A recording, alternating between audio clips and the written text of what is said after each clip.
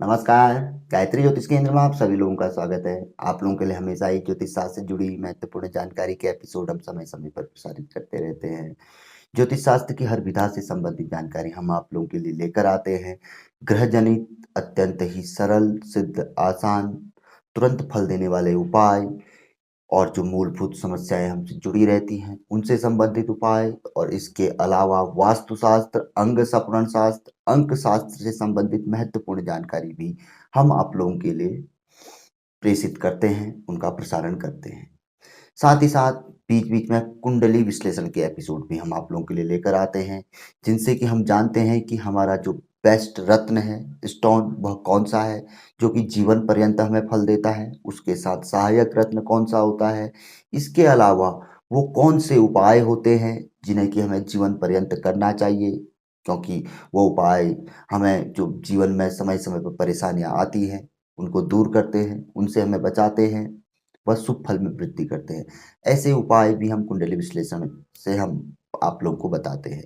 आज भी हम आप लोगों के लिए एक कुंडली का विश्लेषण लेकर आए हुए हैं। संक्षिप्त सूक्ष्म तौर पर इसका विश्लेषण कर हम आप लोगों को बताएंगे कि कुंडली का बेस्ट स्टोन, बेस्ट रत्न कौन सा है, उसका सहायक रत्न कौन सा हो सकता है। इसके अतिरिक्त जन्म पत्रिका के प्रमुख उपाय कौन कौन से होंगे। तो बात करते हैं जन्म पत्रिका पर। यह जन्म पत्रिका का जो दिनांक है वह है 19 जनवरी 1958, यानी कि 1958।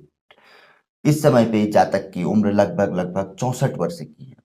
दूसरा, सुबह के 5 बजे का जन्म है, 5 AM, और जन्म स्थान, प्लेस जो है वो है धुबरी, यानी कि आसाम का जन्म है। धुबरी आसाम से पे है।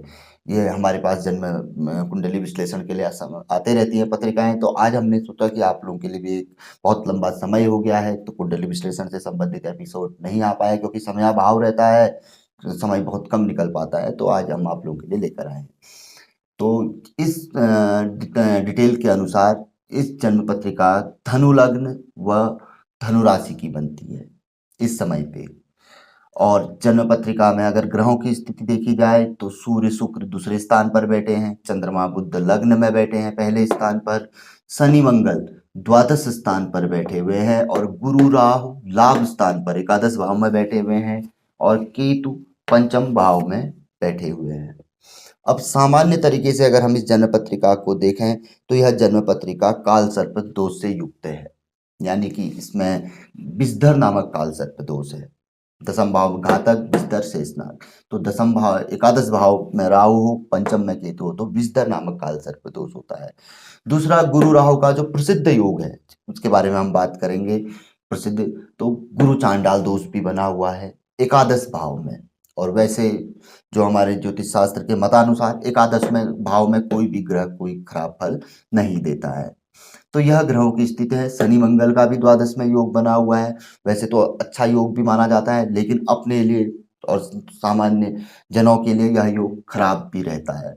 लग्न में चंद्र बुध का योग है, सूर्य शुक्र दूसरे भाव में बैठे हैं। तो पहले ग्रह से हम बात करते हैं, सूर्य ग्रह से। सूर्य भाग्येश होकर, नवम भाव के स्वामी है, भाग्येश होकर दूसरे भाव में बैठ गए हैं।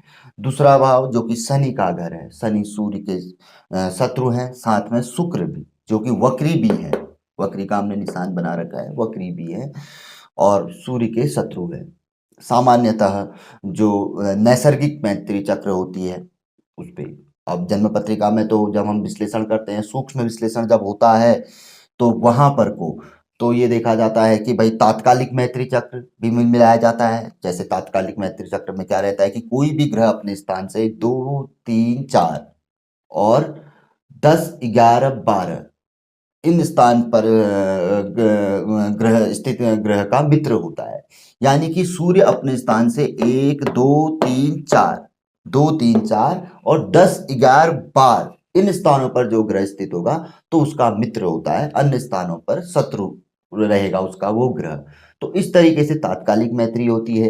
फिर नैसर्गिक मैत्री और तात्कालिक मैत्री दोनों को मिलाकर पंचधा मैत्री चक्र निकलता है, जिसमें मित्र मित्र अधिमित्र, मित्र सम मित्र, मित्र शत्रु सम, शत्रु सम शत्रु और शत्रु शत्रु अधिशत्रु। इस तरीके से वहां पर को निकाला जाता है, वो असली मैत्री होती है। तो वो तो बारीक तरीके जो सूक्ष्म विश्लेषण होता है, ये हम सामान्य और संक्षिप्त विश्लेषण आप लोगों को बता रहे हैं।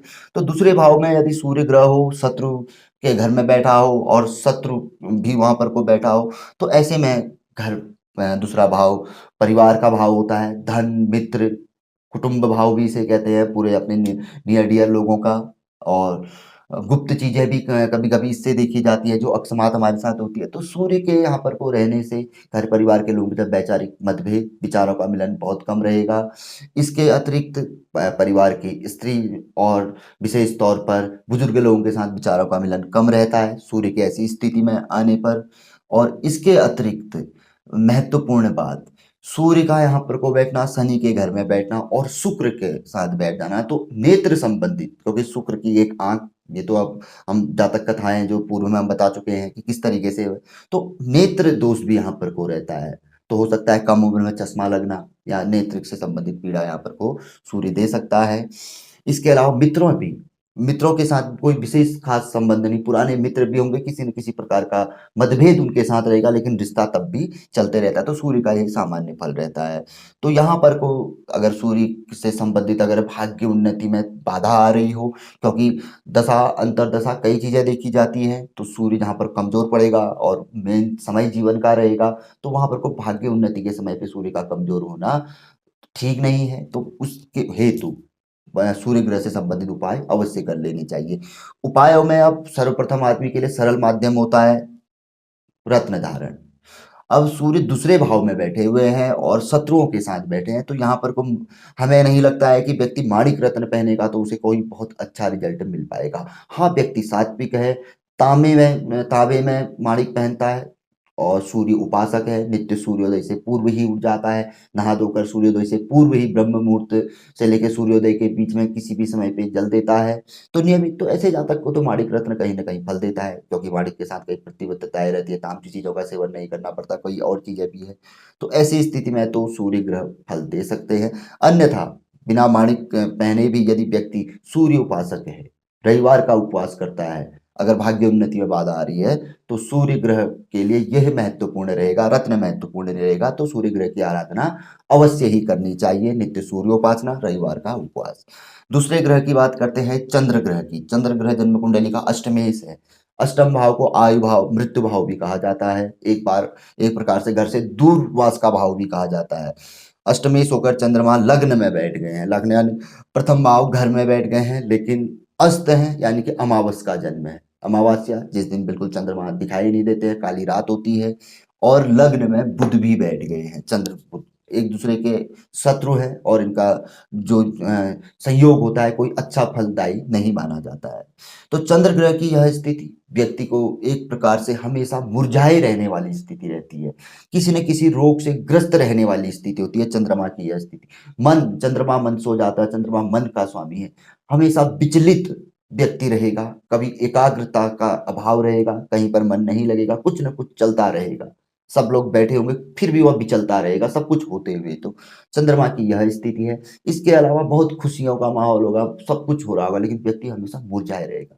और ऐसा व्यक्ति थोड़े में भावुक हो जाता है, थोड़ा कुछ कहने में बुरा मान जाता है, जिसका चंद्रमा कमजोर होता है, थोड़े में कोई भी बात वह दिल पे ले लेता है। तो ऐसे व्यक्तियों के साथ बहुत से लोग सतर्कता बरतते हैं, वो ऐसे लोगों को हमेशा ही खुश रखने का प्रयास करते हैं। दूसरा यहाँ पर को बुध का बैठ जाना। अब बुध जन्म कुंडली का सप्तमेश है और दसमेश है और लग्न में बैठा है। अब लग्न में बैठा है होने के लिए दसमेश प्रमुख ग्रह होता है, रोजी रोटी, मान सम्मान, यश, पद, प्रतिष्ठा, जो भी हम जीवन में कमाते हैं। भाई देखो, हम पैसा तो अपनी जगह पे कमाते हैं, लेकिन उसके अलावा हम हर कोई चाहता है कि भाई समाज में हमारा सम्मान हो, यश हो, अच्छे पद पे जाए, प्रतिष्ठा, सब कुछ लोग हमें मतलब सम्मान दें, हमें बुलाएं, हमारी जरूरत महसूस करें। तो ये सब चीज दसम भाव से देखा जाता है। सप्तम भाव गृहस्थ का भाव होता है। जीवन में अच्छा दाम्पत्य जीवन होगा तो व्यक्ति हमेशा सुखी रहेगा। अगर दाम्पत्य जीवन में कटुता है तो बाहर कितना ही अच्छा सुख है, व्यक्ति कभी सुखी नहीं रह सकता। तो बुध इनका कारक होते हुए लग्न में चंद्र ग्रह के साथ बैठा है, तो यहाँ पर कोई एक प्रकार से यह शत्रु ग्रह ही माना जाएगा। भले ही चंद्रमा अमावस का क्यों ना हो, लेकिन गुरु का ग्रह, बुध का परम शत्रु माना गया है गुरु को और चंद्रमा को भी। तो कहीं ना कहीं बुध यहाँ पर को पूर्ण फल देने में अक्षम रहेगा, सक्षम नहीं रहेगा। तो यहाँ पर को बुध ग्रह जनित उपाय आदि काफी अच्छे फल दे सकते हैं। जब यदि आदमी किसी अच्छे पद पर है और व्यक्ति का लास्ट मोमेंट में काम बिगड़ रहा है, उम्मीद है कि भाई हमारा कार्य होगा, हम हमें ये चीज मिलेगी, लेकिन उसके पश्चात नहीं मिल पाती, तो यहाँ पर भी बुध भी थोड़ा दोष युक्त है। तो बुध से संबंधित उपाय भी हमें करने चाहिए और चंद्र ग्रह से संबंधित उपाय भी अवश्य ही करने चाहिए, क्योंकि चंद्रमा मंच हो जाता, जो चीज हमने बताई वह चीज अवश्य ही रहेगी। तो चंद्र ग्रह के लिए सब सबसे अच्छा उपाय ये रहता है कि भाई बच्चा जब तक अविवाहित है तो माता के द्वारा पौर्णमासी का उपवास, और विवाह के पश्चात धर्मपत्नी द्वारा पौर्णमासी का उपवास। इसके अलावा शिव आराधना और गौ माता की सेवा, ये इतने सरल उपाय हैं। हम लोग सोचते हैं कि हम कहते हैं कि रोज भाई हम भगवान भोलेनाथ को जल देते हैं, ओम नमः शिवाय, लेकिन यदि हम तरीके से दें और श्रद्धा पूर्वक दें और नियमित दें तो उसका फल होता है। ये नहीं कि हम हर सोमवार को जा रहे हैं या भाई अपने उससे जा रहे हैं कि भाई चलो आज हमारा मन है आज दे देते हैं, ऐसा नहीं। यदि चंद्रमा अस्त हो, अमावस का हो, तो उस अवधि में गौ माता की सेवा अवश्य ही करनी चाहिए। गौ माता को कुछ न कुछ नियमित भोजन अवश्य कराना चाहिए। शिव आराधना, ओम नमः शिवाय का जाप अवश्य करना चाहिए। और भी कई उपाय रहते हैं, उनको भी हम कर सकते हैं। तो मंगल, अब इसके बाद मंगल ग्रह, मंगल ग्रह जन्म कुंडली का पंचमेश, पंचम यानी विद्या, बुद्धि, संतान, कई चीजों का कारक माना जाता है। खेल कूद में भी का भी पंचम भाव रहता है और मंगल ग्रह खेल कूद का भी कारक होता है। तो पंचमेश होकर और व्ययेश होकर मंगल ग्रह व्यय भाव में बैठ गए। एक जगह पे तो बहुत अच्छे कारक हैं क्योंकि पंचमेश है, लेकिन व्यय भाव में बैठ गए हैं शनि के साथ। शनि मंगल का योग कोई बहुत अच्छा भी नहीं माना जाता है। होने के लिए पराक्रम वृद्धि कारक होता है, दूसरे को दबाकर व्यक्ति रखता है, उसको दबा के ही व्यक्ति आगे भी बढ़ता है, ऐसा भी इसमें देखा जाता है। लेकिन किंतु यह योग आप अपने लिए कुछ, जैसे समाज में लोग कहते हैं कि व्यक्ति धूर्त किस्म का है, अपने लिए सोचता है, अपना काम बनाने वाला है, ऐसा योग भी शनि मंगल का माना जाता है। जिसका शनि मंगल होता है तो ऐसा व्यक्ति अपना काम बनाने वाला होता है और किसी भी हद तक जा सकता है, ऐसा कहा जाता है। किंतु यहाँ पर को हम बात करते हैं मंगल ग्रह की। मंगल पंचमेश विद्या, बुद्धि आदि का कारक होते द्वादश में बैठा है। तो ऐसा देखा जाता है कि ऐसा जातक बाल्यावस्था में एजुकेशन, शिक्षा आदि के लिए घर से दूर प्रवास करता है, यानी कि अपने मूल स्थान पर अपने माता पिता के साथ कम रहते हुए व्यक्ति दूसरे स्थान पर शिक्षा ग्रहण अवश्य करता है। और पंचम भाव में मंगल के घर में केतु के बैठने से शिक्षा में थोड़ा संघर्ष रहता है, क्योंकि केतु बैठ गए हैं। ऐसी स्थिति में यह भी देखा जाता है कि एजुकेशन में ब्रेक रहता है और कुछ न कुछ ऐसी समस्या अवश्य आती है। और यही चीज बाद में जब ये संतान का भाव भी कहा जाता है केतु के लिए, तो वहां पर को भी केतु ग्रह थोड़ा सा पीड़ा देता है, अभी बात करेंगे। तो मंगल ग्रह द्वादश में क्या करता है कि ऐसी स्थिति में, शनि मंगल की स्थिति में व्यक्ति के ऊपर पे कोर्ट कचहरी मुकदमे से संबंधित चीजें भी इसे व्यक्ति को ग्रस्त करती हैं, यानी कि घेरे रखती हैं। कभी कभी व्यक्ति इन चीजों में ग्रस्त हो जाता है। खाली खाली भी ऐसा देखने में आता है कि व्यक्ति को किसी छोटी गवाही आदि में इन चीजों का शिकार होना पड़े, जबकि व्यक्ति का इनसे कुछ लेना देना नहीं रहता है। तो मंगल शनि के संयोग में आकर कभी कभी व्यक्ति को कोर्ट कचहरी इन चीजों की ओर भी यहाँ पर को भी ग्रस्त रखता है। तो ऐसी स्थिति में जब मंगल द्वादश में हो और यहाँ पर को व्यक्ति कंजूस प्रवृत्ति का भी रहता है। मंगल का द्वादश में होना, व्यक्ति अपने पे अपनी सुख सुविधाओं पर जरूर खर्च करेगा, लेकिन उसके अतिरिक्त फालतू वह खर्च नहीं करता है। व्यक्ति काफी शौकीन किस्म का होता है, अच्छे वस्त्र पहनने का शौकीन होता है, अच्छी जगह पे घूमने का शौकीन होता है, अच्छी जगह पे अच्छा वाहन आदि अच्छे घर पे रहने का शौकीन होता है, लेकिन कंजूस होता है, दूसरे पे पैसा इन्वेस्ट करने वाला नहीं होता है। और भी कई प्रकार के फल होते हैं, बारीकी में जाते जाते कई चीजें देखने में आती हैं। तो ऐसी स्थिति में यहाँ पर को एक दो चीज का जरूर रहता है। व्यक्ति व्यसनी भी, शनि मंगल का योग व्यक्ति को किसी व्यसनी, जैसे हम स्मोकर कहते हैं, काफी धूम्रपान करने वाला या काफी ड्रिंक करने वाला, ऐसी किसी चीजों में भी यह घेर लेता है मंगल शनि का योग। तो व्यक्ति को यहाँ पर को हनुमान भक्त होना चाहिए। यहाँ पर को नियमित तौर पर 5 बार हनुमान चालीसा आदि पढ़े, मंगलवार का उपवास आदि करे, क्योंकि पंचमेश भी है, क्योंकि एजुकेशन के समय पे भी कोई दिक्कत नहीं आएगी, क्योंकि बुद्धि की तो हमेशा आवश्यकता होती है, क्योंकि विद्या बुद्धि का भी यह भाव है। तो बुद्धि हमेशा तंदुरुस्त रहेगी, हमेशा अच्छे डिसीजन रहेंगे। नहीं तो केतु के होने से डिसीजन खराब, बुद्धि खराब, तो पूरा जीवन भी खराब हो जाता है।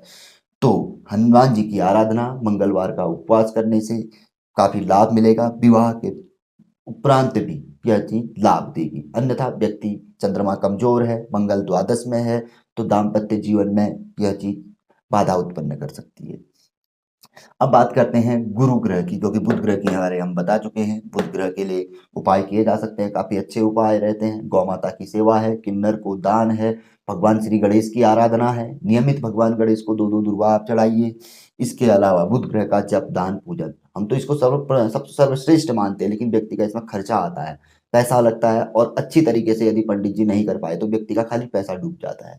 या तो अच्छे पंडित मिले, सब कुछ हो, सही तरीके से हो, विधि पूर्वक हो, व्यक्ति वहां पर को पैसा लगाए तो उसको प्रतिफल भी मिलता है ग्रहों के जाप से। दशांश जाप भी कलयुग में बहुत फलदायी माना गया है, और पूर्ण जाप हो तो फिर सही तरीके से उसका तो साक्षात चमत्कारी फल है। बात करते हैं गुरु ग्रह की। गुरु ग्रह जन्म कुंडली के लग्नेश हैं, और दूसरा सुखेश हैं, और लाभ भाव में राहु के साथ जाके बैठ गए हैं, शत्रु यानी शुक्र के घर में। गुरु के शत्रु है शुक्र। तो ऐसी परिस्थिति में व्यक्ति के घर में किसी न किसी प्रकार का कलह रहना, राहु के संपर्क में आने से, क्योंकि लग्नेश है, सुखेश होने से जीवन में सुख सुविधाएं होते हुए भी उसका भोग नहीं कर पाना, किसी न किसी तरीके से उन सुख सुविधाओं के भोग में अड़ंगा लग जाना, रुकावट पैदा हो जाना, कहीं ना कहीं पैतृक संपत्ति से संबंधित विवाद का उपजाना अपने आप से बंधु बांधवों में, लग्न इस घर में किसी न किसी प्रकार का कलह रहना, स्वास्थ्य में भी मानसिक तनाव, डिप्रेशन आदि रहना, क्योंकि गुरु बुद्धि के भी कारक होते हैं, सुख शांति के कारक होते हैं जीवन में, और आदमी को आगे बढ़ाने के लिए मार्ग देने वाले होते हैं। तो इन चीजों के कारक होते हुए वह राहु के साथ बैठ गए। भले लाभ भाव में कहा जाता है कि हर कोई ग्रह अच्छा फल देता है, लेकिन कहीं ना कहीं इस चीज का प्रभाव तो पड़ता ही है, तो थोड़ा बहुत प्रभाव या ज्यादा प्रभाव भी रह सकता है। तो गुरु राहु का गुरु चांडाल दोष है। तो इसमें क्या होता है कि हमारे आधे से ज्यादा निर्णय यदि हम उपाय आदि नहीं करते हैं, ग्रह स्थिति कमजोर है, हमारे अच्छे निर्णय जिनको कि दुनिया भी कह सकती है कि वाकई तुम्हारी किस्मत खराब है, वो निर्णय भी हमारे खराब चले जाते हैं, नकार देती है दुनिया कहीं कभी कभी। जबकि हम लोग कहते हैं कि भाई बिल्कुल हो जाएगा, बिल्कुल सही है भाई, यही चीज होनी चाहिए, हम हजारों लोगों से भी पूछेंगे, लेकिन वो निर्णय गलत हो जाता है। किसी एक का कहा हुआ जिसे हम तवज्जो ही नहीं देते हैं, वो चीज सही हो जाती है। तो ऐसा भी देखा आता है गुरु चांडाल दोष में, क्योंकि बुद्धि गुरु चांडाल, बुद्धि पलट जाती है हर चीज में। मतलब बाद में पछतावा होता है, यार ऐसा करना चाहिए था, दिमाग में आती भी है वो बात, लेकिन व्यक्ति करता नहीं है, एक प्रकार का जाल बन जाता है। इसीलिए गुरु चांडाल दोष कहा गया है। तो ऐसी परिस्थिति में घर की स्त्रियों द्वारा गुरुवार का उपवास, घर में पौर्णमासी या किसी अच्छी गुरु पूर्णिमा के दिन घर में ब्राह्मण को बुलाकर सत्यनारायण की कथा कर, वहां पर को उसके अलावा पाठ वहां पर को भी होते हैं छोटे मोटे, नहीं तो सत्यनारायण की कथा कर उन्हें पीले व सफेद वस्त्रों का दान दिया जाए। यहाँ पर भी बना होता है, जो सिस्टम रहता है वहां पर को धोती आदि कई चीजें रहती है, तो उनका दान दिया जाए। तो इससे भी गुरु ग्रह शांत होंगे। और इसके अलावा बूढ़े ब्राह्मण जो लोग होते हैं, ज्ञानी लोग जो होते हैं, साधु सन्यासी जो लोग होते हैं, वो जब भी मिले उनका आदर सम्मान, उन्हें कुछ न कुछ दाम दक्षिणा उन्हें प्रसन्न किया जाए। इससे भी गुरु ग्रह अनुकूल होते हैं। ये बहुत ऐसी चीज है कि जो हम सोचते हैं अरे कुछ नहीं, इससे कुछ नहीं होता, लेकिन जिनसे हम सोचते हैं कि कलयुग में कुछ नहीं होता है, वही सब कुछ करके देते हैं। अब बात करते हैं शुक्र ग्रह की। शुक्र ग्रह जन्म कुंडली के षष्ठेश हैं, लाभेश हैं, और शुक्र के सूर्य के साथ बैठे हुए हैं धन भाव में। षष्ठेश यानी गुप्त भाव के स्वामी, शत्रु भाव रोग भाव के भी स्वामी है। लाभेश है, धन भाव में बैठे हुए हैं। यानी कि जीवन में व्यक्ति की परिस्थितियां कैसी भी हो, व्यक्ति का कभी धन से संबंधित चीजें नहीं रुकेंगी, क्योंकि लाभेश होकर धन भाव में बैठना, भले वक्री बैठना, तो परिस्थितियां कैसी भी हो, कमी भी रहेगी, लेकिन कमी पूरी हो जाएगी, व्यक्ति को ज्यादा परेशान नहीं रहना पड़ेगा। शुक्र की एक लाभ यहाँ पर को लाभेश होने से अवश्य ही प्राप्त होता है, किंतु षष्ठेश होने से जीवन में गुप्त शत्रु अवश्य ही परेशान करते रहेंगे, क्योंकि शुक्र वक्री है, वक्री नहीं होते तो इन चीजों से मुक्ति मिलती। रोग किसी न किसी प्रकार से व्यक्ति रोगग्रस्त अवश्य ही रहेगा। और दूसरे भाव में शुक्र के बैठने से घर परिवार में भी किसी न किसी प्रकार की कलह का रहना, किसी स्त्री की वजह से व्यक्ति का पीड़ित रहना, ऐसा भी देखने में आता है।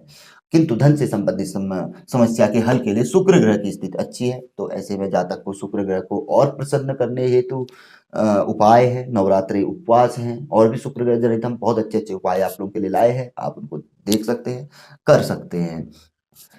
अब बात करते हैं शनि ग्रह की। शनि ग्रह द्वितीयेश हैं, धनेश हैं, तृतीयेश हैं, और द्वादश में बैठे हैं।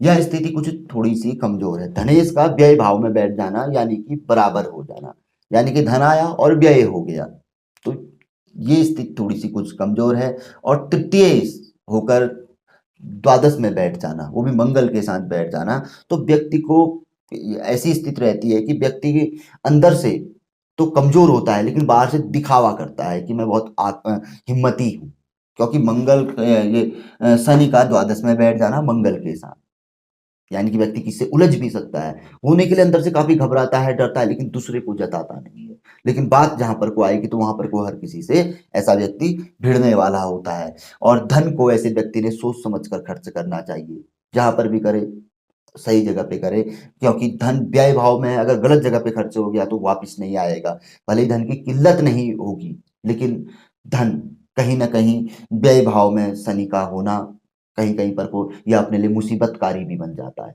कई लांछन योग भी कहा गया है कभी कभी।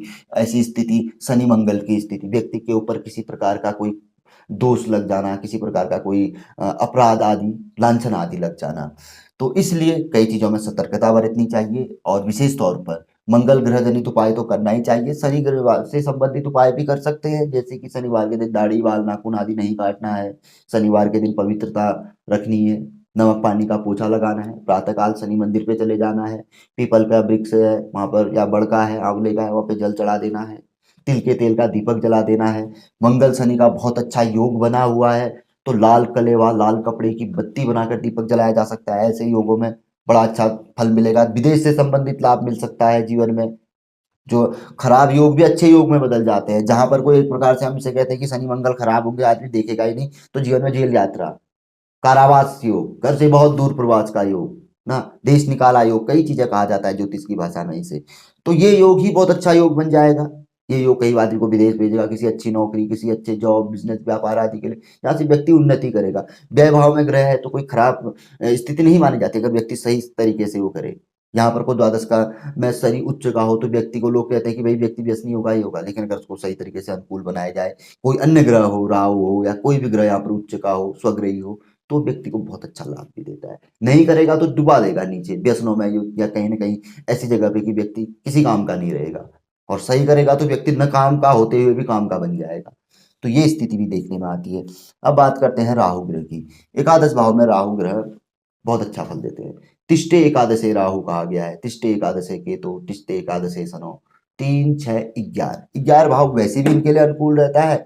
तो यहाँ पर कोई है गुरु को दबाने वाले हैं, यानी कि अपने पराक्रम से व्यक्ति अपने जीवन में कई प्रकार के काम बनाता है। होने के लिए तो गुरु चांडाल दोष है, विपरीत बुद्धि रहेगी, लेकिन कहीं ना कहीं पे पराक्रम से राहु अपनी अच्छी स्थिति में व्यक्ति के काम भी बना देता है। कहीं कहीं पर कोई ऐसी चीजें होती है कि हमें कोई उम्मीद ही नहीं होती है, लेकिन कहीं पर को हम थोड़ा सा जज्बा दिखाते हैं, थोड़ी सी हिम्मत दिखाते हैं, वो प्रयास करते हैं जिस प्रयास को करने से हम डरते हैं, तो उस प्रयास के माध्यम से राहु व्यक्ति के कार्य भी बना देते हैं।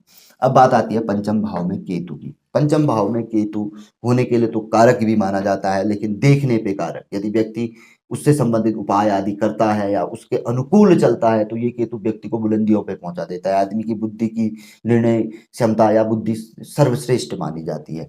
किंतु अगर यदि केतु खराब फल यहाँ पर को अगर खराब फलदायी हो रहा हो तो यहाँ पर को व्यक्ति को एजुकेशन से बाधित कर देता है, विवाह के उपरांत संतान से संबंधित समस्याएं देता है, और व्यक्ति को हमेशा व्यक्ति के सर पे गुस्सा चढ़ा रहता है, क्रूरता व्यक्ति के अंदर दे देता है। और जैसे कि ऐसी व्यक्ति की वाणी हो जाती है कि व्यक्ति के अगल बगल कोई व्यक्ति उसके साथ बात करना पसंद नहीं करता। तो केतु की यह स्थिति होती है। किंतु यदि कारक बन जाए तो अपनी बुद्धि से वह कई ऐसे चीजें कर सकता है कि बैठे बैठे भी व्यक्ति पैसा कमा सकता है। केतु वो ग्रह है, केतु को तो वैसे भी धन का कारक ग्रह कहा जाता है, अक्षमात कारक सफलता प्राप्त करवाने वाला ग्रह माना जाता है। और सफलता कहाँ से मिलती है? बुद्धि से। विद्या हम जैसा सोचते हैं वैसा ही करते हैं। तो इन सब चीजों का प्रमुख कारक ग्रह केतु है। तो अब ये तो सामान्य एक फल था जन्म कुंडली का। अब हम बात करते हैं कि इसमें जो उपाय थे हमने आपको बता दिए, बीच ही में आ गए उपाय। और इसके अतिरिक्त जो प्रमुख 2-3 उपाय रहेंगे जो हम एक सामान्यतः लोगों को बताते हैं, वो चीज भी आपको बताएंगे। तो यहाँ पर को आप देखा जाए कि भाई रत्न धारण व्यक्ति के लिए सबसे सरल माध्यम होता है। तो रत्न के लिए कहा गया है कि राशि का रत्न, लग्नेश, पंचमेश, भाग्येश का रत्न सदा सर्वदा शुभ फलदायी ही रहता है, खराब फल नहीं देता है, और हमेशा इन्हीं को धारण करना चाहिए। ज्योतिष शास्त्र का यह नियम है, और सर्वमान्य यह नियम है, हर कोई इसे मानता है, भले ही वह लाल किताब वाला हो या हम लोगों की तरह वैदिक ज्योतिष वाला हो या कोई भी हो, न्यूमरोलॉजी वाला हो, फेस रीडिंग वाला हो, भारतवर्ष के कोई भी ज्योतिष हो, तो नियम यही काम करता है। तो अब यहाँ पर भाग्येश की स्थिति देखते हैं। जो सबसे पहले देखा जाता है धन भाव में सूर्य बैठा है, शुक्र के साथ बैठा है, हम पहले स्थिति स्पष्ट कर चुके हैं कि भाई ये फल नहीं देगा। इसके लिए व्यक्ति वैसा ही होना चाहिए जैसे साधु संन्यासियों का जीवन होता है, एक पवित्रता, एक सिस्टम वाला जीवन, नियम के साथ चलने वाला जीवन और उसके अनुकूल कार्य करने वाला व्यक्ति हो तो सूर्य बहुत अच्छा फल दे सकता है। माणिक रत्न व्यक्ति को अच्छा फल दे सकता है, अन्यथा माणिक रत्न को धारण नहीं करना चाहिए, क्योंकि नहीं तो माणिक रत्न क्या है कि एक्सीडेंटल योग बना देता है, एलर्जिकल, शरीर में कोई दाग आदि के योग बना शुरू हो जाते हैं, बाल झड़ने शुरू हो जाते हैं, नेत्र क्षमता कमजोर हो जाती है, हड्डियों का बल कमजोर हो जाता है, हड्डियां कड़कने लग जाती है, दर्द करने लग जाती हैं। तो ऐसा फल सूर्य के रत्न माणिक में देखने में आता है। हम कई लोगों से हम इसका अनुभव ले चुके हैं, हमने, क्योंकि पिछले 20-22 साल से हम ज्योतिष का कार्य कर रहे हैं, तो ऐसा देखने में आता है, तो लोगों से हमने सुना हुआ है और ऐसा फल बताया भी गया है, मिलता जुलता फल ज्योतिष शास्त्र में आपको हर जगह पे मिलेगा कि ऐसा ही होता है। दूसरा, पंचमेश की स्थिति देखते हैं। पंचमेश और व्ययेश होकर मंगल व्यय भाव में ही बैठा है, तो यहाँ पर को लाल मुंगा व्यक्ति के लिए क्या कार्य करेगा? कोई भी कार्य नहीं करेगा। हनुमान जी की आराधना ही सर्वश्रेष्ठ फलदायी रहेगी, मंगल ग्रह का जप दान करना ही सर्वश्रेष्ठ फलदायी रहेगा। फौजी आदि लोगों को, सेना के जवानों को कोई मिष्टान वितरण या कुछ न कुछ उनकी सेवा करना, ये यहाँ पर को फलदायी रहेगा।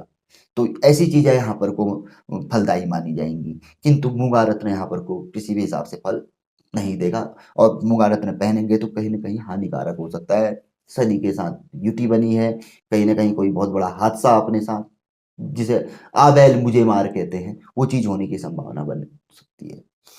अब बात आई गुरु ग्रह की, के रत्न पुखराज की। गुरु लग्नेश है, राशि के स्वामी भी हैं, सुखेश भी है, और राहु के साथ लाभ भाव में बैठ गए हैं, शत्रु ग्रही है।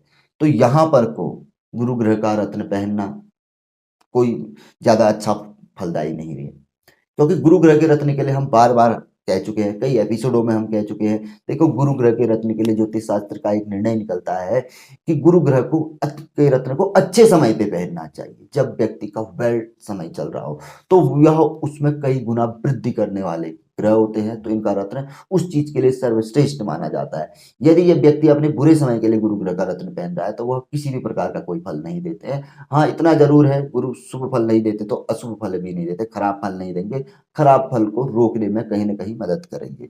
तो यहाँ पर को भी गुरु ग्रह का रत्न पुखराज भी व्यक्ति को कोई फल नहीं दे सकता है। कहीं ना कहीं राहु का प्रभाव व्यक्ति का जीवन में ज्यादा रहता है, राहु जनित कर्म ही हम ज्यादा करते हैं, गुरु जनित कर्म तो हम करते ही नहीं है। सुबह टाइम पे उठते नहीं, नहाना धोना नहीं, पूजा पाठ नहीं, नियम कानून कुछ नहीं, खान पान का कोई सिस्टम नहीं, ना कभी भगवान का जाप नहीं। तो इसलिए गुरु के जनित कर्म तो हमारे रहते नहीं है, राहु जनित कर्म रहते हैं, तामसी चीजें ज्यादा रहती है। तो यहाँ पर गुरु ग्रह का रत्न पहनना राहु को चिढ़ाएगा और कहीं ना कहीं व्यक्ति को नुकसानदेही रहेगा। आप पहन के चेक कर सकते हैं ऐसी स्थितियां या इससे संबंधित स्थितियां जिन व्यक्ति की जन्म कुंडली में है, अगर यदि मैं गलत कह रहा हूं तो। अब बात आती है कि भाई हमें रत्न कौन सा धारण करना चाहिए। तो ये ज्योतिष शास्त्र का एक नियम है कि लग्न, चतुर्थ, ये लग्न, पंचम, भाग्य, दशम, इन 4 स्थानों पर अगर राहु केतु हो तो अवश्य ही आंख मूंद कर इनके रत्न धारण करने चाहिए, क्योंकि यह देखा गया है सदा सर्वदा इन स्थानों पर यदि यह हो, इनका रत्न यदि जातक ने धारण किया हो, तो वह व्यक्ति को चमत्कारी, कल्पना से भी परे बड़ा फल देते हैं। और इन स्थानों पर इनकी एक बड़ी विशेषता रहती है कि यह अन्य ग्रहों से संबंधित भी फल देते हैं। अब यहीं पर को देख लीजिए, जब जब ये भले यहाँ पर को राहु होगा, केतु हो, राहु हो, केतु हो, राहु हो, केतु हो, राहु हो, केतु है, बहुत बड़े मजे की बात बता रहा हूँ आपको, आपको कोई ज्योतिषी नहीं बताएगा। इन स्थानों पर राहु केतु होंगे तो सबसे प्रमुख यही ग्रह हो रहे होंगे। अभी भी आप इस कुंडली में देख लीजिए, सूर्य का रत्न शुक्र के साथ गिरा हुआ है, शत्रुग्रही है, और कोई ऐसा भी नहीं है कि पंचम में है, लग्न में है, बल मिल रहा हो, बल समाप्त हो गया, माणिक का कोई बल नहीं है। आप देखिए, मूंगा के लिए ज्योतिषी कहेंगे द्वादश में चले गया मंगल, अपने ही घर में चले गया, लेकिन द्वादश स्थान कैसा है? व्यय का स्थान है। कौन कहेगा? बल अपने आप ही कमजोर हो गया है, हुआ है नहीं हुआ है, आप स्वयं देख सकते हैं। अब गुरु लग्नेश है, सुकेश है, राहु के साथ ग्रसित हो गया है, शत्रु के घर में शुक्र, उसका परम शत्रु है, देव गुरु बृहस्पति, दैत्य गुरु शुक्राचार्य, अपने आप ही बल कम हो गया। यही तो 3 रत्न कोई भी ज्योतिषी बताएंगे, बताएंगे नहीं बताएंगे? आप ही लोग बताइए। राशि का रत्न पुखराज ही निकलता है। कोई ये कह सकता है भाई तुम सफेद पुखराज पहन लो, ऐसा जरूर कह सकता है। तो यहां पर को केतु का बल सबसे बड़ा है, तो ऐसी स्थिति में जातक को केतु ग्रह का रत्न लहसुनिया आंख मूंद कर अवश्य ही धारण करना चाहिए, लाइफ टाइम, लाइफ लॉन्ग, पूरी जीवन भर के लिए एकमात्र रत्न व्यक्ति को हर ग्रह से संबंधित फल प्राप्त करवाएगा। और विशेष तौर पर केतु ग्रह का रत्न जो है 13 कैरेट 17 कैरेट एक इसका निर्धारण भी रहता है। तो 13 कैरेट 17 कैरेट में केतु ग्रह का रत्न, कभी भी जो रत्न होते हैं 12 कैरेट से ऊपर को ही पहनने चाहिए, 12-15 कैरेट से ऊपर को, उससे नीचे का कोई रत्न अक्सर बहुत कम फलदायी होता है। देखिए इसके लिए हम सीधे सीधे कहते हैं हमें भूख है 6 रोटी की और हमें आधी ही रोटी मिलेगी 3 रोटी, तो कुछ दिनों तो काम चलेगा लेकिन शरीर कमजोर हो जाएगा। यदि भरपूर भोजन हमें नहीं मिलेगा तो कहीं ना कहीं वो बीमारी का कारण है, आने वाले समय में वो हमें पीड़ा देना है, तो हमें उसे बढ़ाना है ताकि हम स्वस्थ रहें। तो वही चीज होती है। तो 12 कैरेट से ऊपर का रत्न ही फलदायी होता है। हमने आज तक 20-22 साल से हम ज्योतिष का काम कर रहे हैं, 10-15 साल से लगभग लोगों को रत्न बता रहे हैं। तो जब बताया तो हमने हमेशा ही 80% रत्न लोगों को 12, 15, 20, 25, 29, 30, 35 तक बताते हैं और चमत्कारी रिजल्ट देते हैं महीनों के में। लोगों को सालों तक रिजल्ट नहीं मिलता है, कहीं पर लोगों को 15 दिन, 20 दिन, 25 दिन, 30 दिन में उनका रिजल्ट देखने में आ जाता है।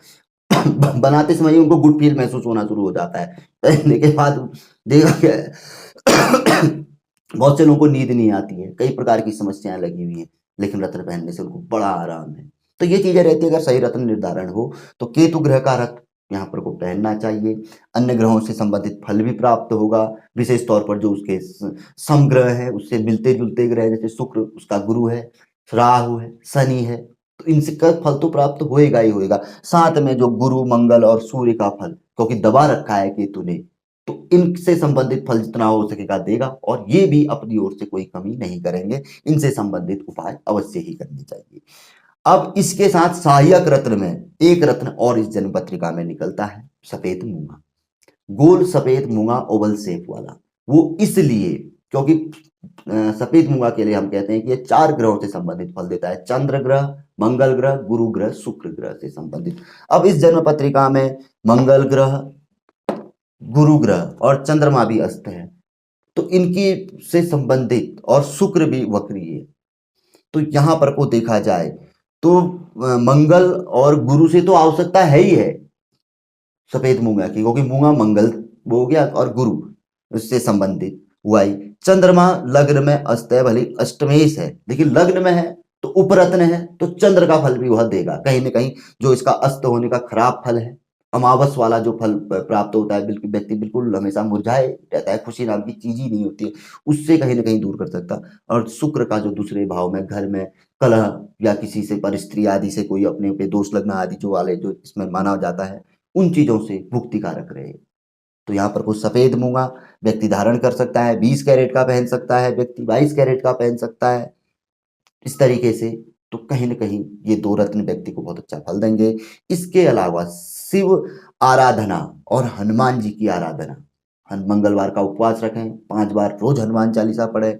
इसके अतिरिक्त चंद्र ग्रह अस्त है, पूनम का उपवास, नियमित तौर पर भगवान भोलेनाथ को जल चढ़ाना है, शिवरात्रि का उपवास करना है। इसके अतिरिक्त काल सर्पदोष भी जन्म पत्रिका में बना है, विषधर नामक काल सर्पदोष। कभी कभी विषधर नामक काल सर्पदोष का जो फल रहता है कि व्यक्ति के मुंह से ऐसे शब्द निकलते हैं जो विष के समान सामने वाले व्यक्ति को पीड़ित करते हैं, या व्यक्ति को स्वयं भी दूसरे के कभी कभी अच्छे शब्द भी विष के समान महसूस होते हैं, प्रतीत होते हैं। तो विषधर नामक काल सर्पदोष है, शिवरात्रि है, सावन के महीने में श्री नाग पंचमी है, सावन मास के सोमवार है, श्री कृष्ण जन्माष्टमी है। इन पर्वों में नाग नागिन का जोड़ा बनाकर उसे सर्प सूक्त के पाठ से या शिव स्तुति में भी रहते हैं कई ऐसे मंत्र, उन मंत्रों से उन्हें अभिमंत्रित कर प्रतिष्ठित कर शिवलिंग पर अवश्य चढ़ाना चाहिए। हर वर्ष एक पर्व पकड़ ले, नियमित तौर पर कुछ 5-7 पर्वों में करने से इस काल सर्पदोष से मुक्ति मिल जाती है। अन्यथा राहु केतु ग्रह का जाप करवाया जाता है, वहां पर नाग नागिन की पूजा आदि की जाती है, प्रतिष्ठित आदि किया जाता है। उसके बाद इसे शिवलिंग पे चढ़ाया जाता है और राहु केतु का दान, जो ब्राह्मण लोग इनका दान लेते हैं या अन्य लोग जो लेते हैं उनको दान दिया जाता है। ऐसे भी काल सर्पदोष का समन होता है। काल सर्पदोष का समन होगा तो ग्रह अपने आप ही घूमने लग जाएंगे। और यहाँ पर को आपको हमने एक और बहुत महत्वपूर्ण चीज बताई, जिस व्यक्ति ने ये पूर्ण एपिसोड देखा होगा उसके दिमाग में ये बात आ गई होगी। देखो राहु केतु की वजह से सबसे ग्रह बंद हैं। अब इन सब चीज में जो प्रमुख ग्रह निकला वह केतु ग्रह निकला। अगर हम केतु ग्रह को प्रसन्न कर देंगे, ये 2 नाग रूपी ग्रह हैं, इनको कोई भी ग्रह पार नहीं कर सकता। यदि हम केतु ग्रह का रत्न आदि या किसी माध्यम से प्रसन्न कर लेंगे तो सारे ग्रह घूमने भी लग जाएंगे। इसीलिए भी केतु ग्रह अत्यंत ही महत्वपूर्ण और प्रमुख ग्रह जन्म पत्रिका का निकलता है। तो ऐसे ही बहुत सी जन्म पत्रिकाओं में ऐसा रहता है कि जब राहु केतु ऐसी स्थिति में आते हैं तो वो अन्य ग्रहों को, मेन मुख्य ग्रहों को दबा देते हैं और प्रमुख बन जाते हैं। जो जातक उनको समझ पाता है, उनसे संबंधित उपाय कर पाता है, तो उसे वह अवश्य ही लाभान्वित करते रहते हैं। तो इसमें छोटी छोटी चीजें थी, हमने उपाय तो ग्रहों के साथ आपको बता ही दिया है, पर वही उपाय है जो आदमी समझ सकता है, तो वही वही महत्वपूर्ण चीजें रहती हैं। इसके अलावा जप, दान और अन्य चीजें रहती हैं, और भी कई प्रकार के उपाय हैं जो ग्रह जनित उपाय हैं, वो तो हम आप लोगों के लिए जो सर्वविदित हैं लेके ही आए हुए हैं। तो इस तरीके से किसी भी जन्म पत्रिका का एक निष्कर्ष निकलता है कि कौन सा रत्न हमारे लिए बेस्ट है और कौन सा उपाय हमें करना चाहिए। उपाय सूर्य से लेके जो ग्रह कमजोर हैं हम आपको बता चुके हैं। अब एक चीज और भी है, यहाँ पर कोई यदि केतु होता है, ऐसी स्थिति में जहां पर कोई केतु हो, तो केतु का रत्न हम लहसुन या तो अवश्य धारण करते हैं। जो लोग ज्योतिषी, अच्छे ज्योतिषी होते हैं और अवश्य बताते हैं। तो इसके साथ एक बात का ध्यान रखना पड़ता है कि केतु ग्रह का रत्न पहनने के कुछ समय तक फटा हुआ दूध का सेवन नहीं करना चाहिए। फटे हुए दूध से बनी हुई चीजें जैसे पनीर आदि हो सकती हैं, तो उनका भी सेवन कुछ समय तक नहीं करना चाहिए, 3 सवा 3 महीने तक या थोड़ा लंबे समय तक नहीं करना चाहिए। और यदि कभी कभी क्या होता है, रत्न थोड़ा धीरे धीरे फलदायी होता है, लग रहा होता है कि भाई इसका असर कुछ कम है, तो उस परिस्थिति में भी नहीं करना चाहिए, क्योंकि केतु ग्रह से संबंधित माना गया है फटे हुए दूध आदि को वो करके। तो इसलिए तो फटा हुआ दूध ज्योतिषी बताते हैं कि जब कोई रत्न, हर रत्न के लिए रहता है, तो केतु ग्रह के रत्न के लिए फटे हुए दूध से संबंधित चीजें नहीं वो करनी चाहिए, इस्तेमाल नहीं करनी चाहिए। तो यही प्रमुख चीजें हैं। तो और आपको अगर कुछ जो व्यक्ति देख रहे हैं, कुछ चीजों की अगर यदि कमी लगी हुई होगी कि भाई हमारे बताने में कुछ कमी आई या किसी चीज के बारे में हम नहीं बता पाए, तो आप कमेंट में लिख सकते हैं। हम अवश्य ही इस एपिसोड के कमेंट को देखेंगे और अन्य जो कुंडली विश्लेषण का एपिसोड रहेगा उसमें उस त्रुटि को सुधार करते हुए उसमें वो चीज आपको बताने का प्रयास करेंगे अपने नजरिए से। जो सूक्ष्म या वो या सूक्ष्म जो कह रहे हैं हम, जो संक्षिप्त जो विश्लेषण रहता है वो इसी तरीके का रहता है, जिसे हम मोटा मोटा विश्लेषण कहते हैं। बारीक विश्लेषण में तो ग्रहों की अवस्थाएं देखी जाती है, जैसे जो जिसके हम जो डिग्री कहते हैं, जैसे अब डिग्री का भी रहता है 0 डिग्री से 10 डिग्री तक, 10 से 20 डिग्री तक, 20 से 30 डिग्री, यहाँ पर ग्रहों की अवस्थाएं होती हैं ऐसी। 0 डिग्री से 6 डिग्री, 6 से 12, 12 से 18, 18 से 24, 24 से 30, यहाँ ये दूसरी अवस्थाएं होती हैं। तो इसके बारे में भी हम कभी आप लोगों से बात करेंगे, उसके बारे में बताएंगे, उसके लिए एक छोटा सा अलग से एपिसोड लेके आएंगे। वो चीजें भी देखी जाती है, पंचदा मैत्री आदि देखी जाती है, चलित चक्र आदि का निर्धारण होता है। इसके अलावा हो रहा है ड्रेस कोड है, नवमांश है, द्वादशांश है, तृतीयांश है, इनका भी विचार विमर्श किया जाता है जन्म कुंडली विश्लेषण में। और इसके अलावा और भी है, समुद्राष्टक चक्र होता है, पहले अष्टक वर्ग बनता है, फिर समुद्राष्टक चक्र, दिशा रेखा ज्ञान, अवस्था रेखा ज्ञान, उसके ऊपर पे द्वादश चलित चक्र होता है, संधि में है या भाव में है ग्रह, ये चीजें देखी जाती हैं। और भी बहुत चीजें हैं जन्म कुंडली में, कई चीजें हैं, दुर्दशाएं जो प्रमुख मानी जाती है, विंशोत्तरी योग दशा, उनको देखा जाता है।